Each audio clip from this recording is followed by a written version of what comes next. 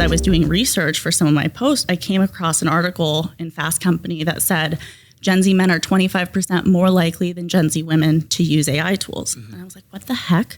AI tools have gotten me 3 million impressions on LinkedIn. Yeah. Like, I need to get every female founder that I know and every woman that I know posting on this platform so that they can increase their visibility and therefore get more opportunities.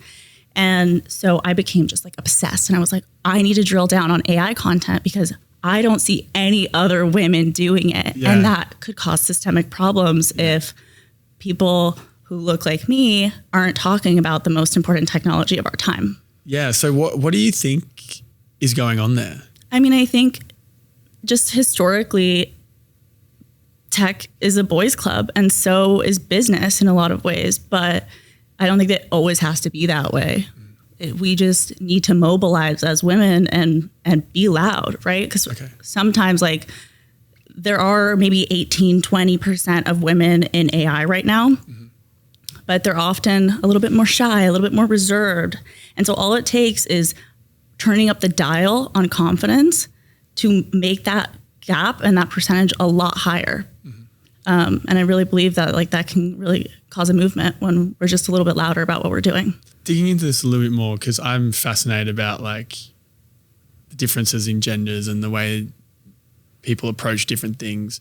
AI, ChatGPT is a tool that anybody can get. Like, it's not like it's out of the reach of anybody. So what's stopping, like genuinely what's stopping more women from being like, I'm going to just do this? Like, no one's stopping anything. It's just like a lack of what? I don't know. Yeah.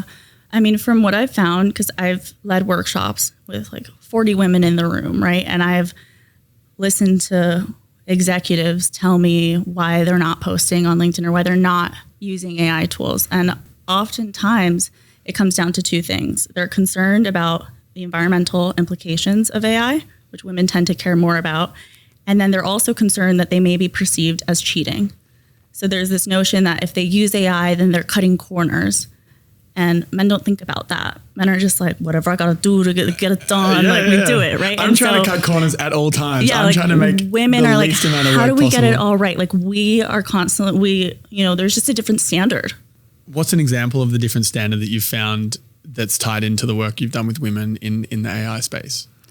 Well, I mean, I think women just tend to, I hate to genderize it because there are obviously very bold women out there, but there is a big group of women that I have found that tend to be more timid. Yeah. And that's just because, first off, there is a confidence gap. There are things like imposter syndrome that a lot of men that I've spoken to don't deal with. But because of these systemic issues of women maybe not being in the rooms where tech conversations are happening or business conversations are happening, when they do get in that room finally, which is well-deserved, they feel, oh, I don't belong here. Yeah. And that's not true. And I felt that way in my first few years living in New York. I often, battled with imposter syndrome. And then I was like, I need to snap out of this because this is not going to get me the goals and the results that I need. And unfortunately, like, women are still very much plagued by that mindset of just feeling like they don't belong. And that's not their fault. It's just the rooms genuinely have not been open, and women didn't have access to credit cards without a man's name on it 50 years ago. Yeah. So these are very real problems that we're now getting to a point where we can overcome.